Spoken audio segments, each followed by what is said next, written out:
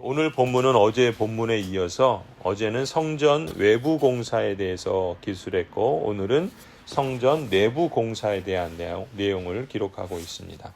이 예루살렘 성전 건축에서 외벽에 대한 외관에 대한 기록은 상대적으로 간단했던 것을 봅니다. 이에 비해서 성전 내부에 대한 내부 공사에 대한 기록은 자세하고 훨씬 긴 것을 오늘 본문에서 알 수 있죠. 그만큼 더 복잡하고 더 정교한 작업들이 필요했던 것입니다. 건축을 할 때 대개 외관을 중시하는 것처럼 겉도 중요하죠. 그러나 그 속은 더욱더 중요하다 할 수 있습니다.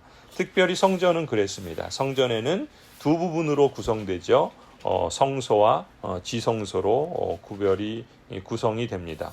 성소는 지성소의 대략 2배 정도의 정확한 크기가 되고 또 벽과 천장은 백항목 널판으로 또 마루는 잣나무로 만들었습니다. 모두 금으로 입혔다라는 것을 기록하고 있죠. 지성소 안에는 언약궤가 있고 그 중앙에는 한 쌍의 그룹을 만들어 두었습니다. 그 그룹의 날개를 20규빗 순무자 해서 한 규빗이 이 손가락 끝에서부터 여기까지를 대략 한 규빗이라 그래요. 그래서 대략 한 45cm 정도를 한 규빗이라 그러는데 20규빗이니까 대략 한 9m 정도 되는 그런 길이죠.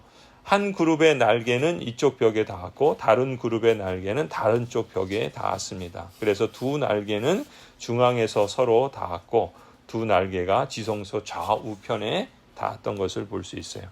또 특징적인 것은 온 성전을 금으로 입히죠.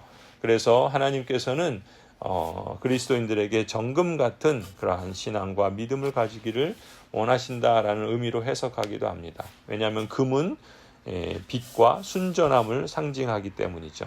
하나님께서 빛이시고 또한 빛 가운데 거하시기 때문에 그렇기도 하고 또 금의 특성이 불변하고 또 값비싼 고기성을 갖고 있지 않습니까? 그래서 하나님께 나아가는 성도들 또한 금과 같이 변치 않는 그런 고귀한 믿음을 늘 지녀야 할 것을 우리에게 제시한다라고 볼 수도 있습니다. 또한 정금으로 장식된 성전은 새 예루살렘, 곧 우리가 요한계시록에서 보는 영원한 그 영광의 나라, 또 찬란한 하나님의 나라를 우리에게 상징하죠. 가장 고귀하고 가장 값비싸며 또한 변하지 않는 영원한 그러한 특성을 갖고 있는 금을 통해서 하나님의 그 나라를 우리가 감지할 수 있고 상상할 수 있는 그런 정도로, 아니 하나님의 나라는 그보다 더 영원하고 더 찬란하고 더 영광스러운데 우리가 생각할 수 있는 정도가 그 정도이기 때문에 하나님께서는 이렇게 금을 통해서 장식하게 하고 또 그래서 궁극적으로 하나님의 나라를 영원한 그 영광의 나라를 바라보도록 의도하셨다 볼 수 있습니다. 또 그 두 그룹을 두신 것은 이 둘이라는 숫자는 선포와 증거의 수인데 이 두 그룹은 그 성전이 하나님의 영광이 임재하는 처소요 거룩하신 하나님의 하나님 되심을 선포하고 증거하고 있다라는 것을 우리에게 보여주지요. 이렇게 성전 건축은 이 솔로몬이 왕으로 즉위한 지 4년째 되는 12월 기초석을 놓음으로써 시작이 됐다 그러죠. 그때가 주전 대략 996년 2월경이라고 합니다. 그리고 솔로몬이 즉위한 11년 9월이라고 그러죠. 이때는 959년 8월 정도에 이 성전 건축은 다 마치게 됩니다. 대략 성전을 건축하는 기간은 7년 6개월 정도 걸린 셈이죠. 이렇게 찬란하고 영광스럽고 아름답고 거룩한 성전이 다 완공이 되게 이르게 됩니다. 어제 말씀드린 것처럼 하지만 이 솔로몬 성전, 이 완공된 성전은 지금 이 열왕기서를 처음 듣고 있는 이스라엘 언약 백성들에게는 사실 보이지 않는 것입니다. 왜냐하면 다 파괴가 됐기 때문에 그래요. 바벨론 포로를 경험한 이 열왕기서를 읽고 듣는 성도들은 그 솔로몬 성전이 어떻게 생겼는지 말로만 들어서 알았을 것입니다. 이 화려하고 위대했던 이 솔로몬의 찬란한 성전에 대한 이야기를 들으면서 이들은 어떤 생각을 했을까요? 왕년에 우리도 잘 살았는데 한탄을 했을까요? 어서 예루살렘에 가서 성전을 재건하자라는 결심을 했을까요? 그런 적이 있었나 하는 무관심을 가졌을까요? 그것이 다 무슨 소용이란 말인가 절망을 했을까요? 아마 사람들은 각기 다른 마음을 가졌겠지요.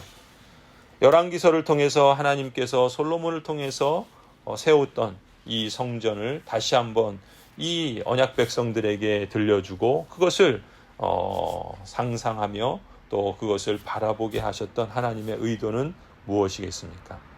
하나님께서는 언약에 신실하셔서 하나님께서 말씀하신 대로 이루신다라는 것을 우리로 주목하게 합니다. 우리가 어제 보았던 것처럼 12절 13절 말씀처럼 이 성전이 그 자체가 아름답고 영광스러운 것이 중요하기도 하지만 더 중요한 것은 무엇입니까? 순종이죠. 하나님의 말씀을 따라서 살아가는 그러한 삶이야말로 참된 성전, 하나님의 임재 여호와 샴마를 우리에게 보여주고 또 그것을 실감하며 살아가는 것을 알 수가 있습니다. 그래서 오늘 본문도 보면은 이 내부를 건설하는 내용들을 보면은 아주 자세하게 기록되어 있고 또 그 정확한 수치들까지 기록하고 있죠. 그것은 어디서 비롯된 것이겠습니까? 이미 하나님께서 성막을 건설할 때 하나님께서 일러주신 그러한 말씀입니다. 그러니까 솔로몬은 하나님의 말씀을 따라서 이 성전을 하나씩 세워갔던 것이죠.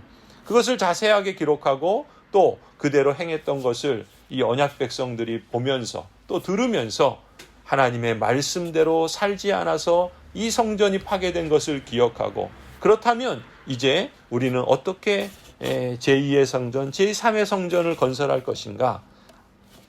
하나님의 말씀에 순종하며 하나님께서 이 성전 건축의 조건으로 그렇게 말씀하셨던 그 말씀을 더욱더 마음에 깊이 새기며 더 그렇게 하나님께 응답하는 삶을 살고자 하는 그런 결심을 했던 것이 아니겠는가. 그것이 바람직한 성도의 반응이겠죠. 오늘 우리가 이 본문을 읽으면서 우리는 어떤 마음과 생각을 가져야 되겠습니까? 지금 이 시대 성전은 무엇입니까? 성전은 바로 하나님의 언약 백성인 우리 자신들이죠. 고린도전서 3장에 말씀합니다. 여러분은 하나님의 성전이며 하나님의 성령이 여러분 안에 거하신다는 것을 알지 못합니까?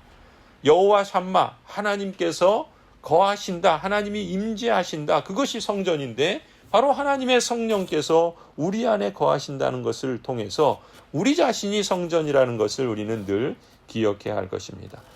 고린도전서 3장 17절에 또 계속해서 이렇게 말합니다. 누구든지 하나님의 성전을 파괴하면 하나님께서도 그 사람을 멸하실 것입니다. 하나님의 성전은 거룩합니다.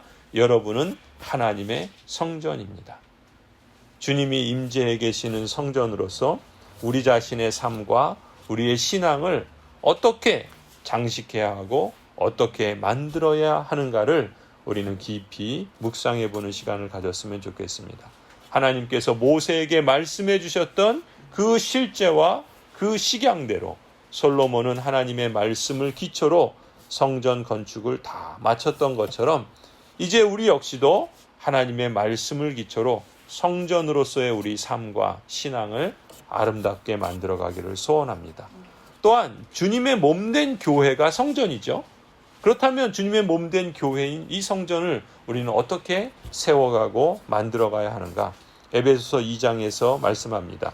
그리스도 안에서 건물 전체가 서로 연결되어서 주님 안에서 자라고 성전이 됩니다. 그리스도 안에서 여러분도 함께 세워져서 하나님이 성령으로 거하실 처소가 됩니다. 이렇게 말씀하죠. 우리가 예배당을 건축하고 있습니다. 이 일들을 진행하면서 우리가 기도해 오고 있는 것처럼 하나님께서 친히 이 예배당을 완성해 주시기를 기원합니다.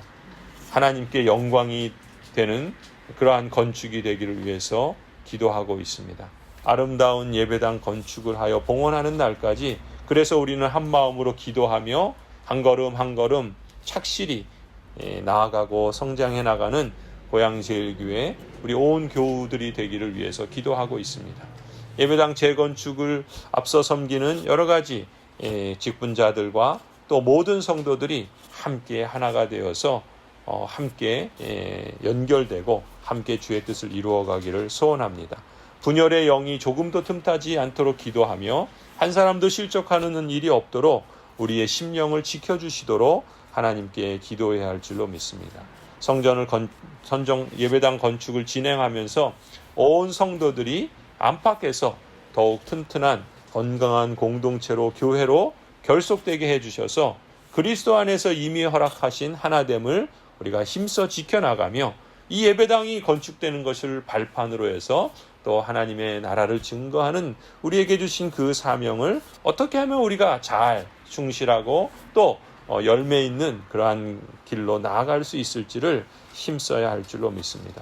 우리 각자의 형편은 다르지만 그러나 우리가 주님께 드리는 헌신의 정도는 모두가 같아야 하겠죠. 정성을 다해서 헌신하며 또 하나님의 일하심을 기대하고 또 하나님을 바라봐야 할 줄로 믿습니다.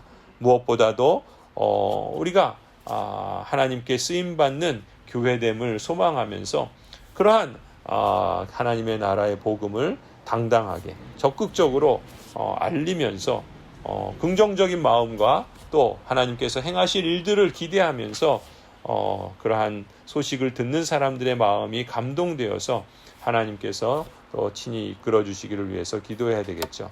무엇보다도 건축을 진행하는 동안에 우리 모든 성도들이 말씀의 꼴을 풍성히 먹고 또한 그래서 전인적으로 건강한 그리스도인의 삶을 살도록 계속해서 기도해야 할 줄로 믿습니다. 또한 이런 예배당 건축이 하나님의 은혜 가운데 다 은혜롭게 마치게 해주실 뿐만 아니라 더 중요한 것은 무엇입니까? 우리 신앙의 재건축이죠. 우리 자신이 성전으로서 진정 재건축되어야 할 것은 우리의 신앙입니다. 우리의 삶에 묵은 것들이 있다면 갈아엎어 기경하고 하나님께서 행하실 새 일과 새 역사를 이루기에 합당한 하나님 나라를 증거하는 마을교회에서의 사명을 재건축하는 일에도 우리가 박차를 가할 수 있어야 하겠습니다. 그러한 은혜를 주시고 그러한 평강의 복을 우리에게 허락해 주시도록 계속해서 합심하여 기도하고 함께 이 복된 길을 걸어갈 수 있기를 간절히 축원합니다.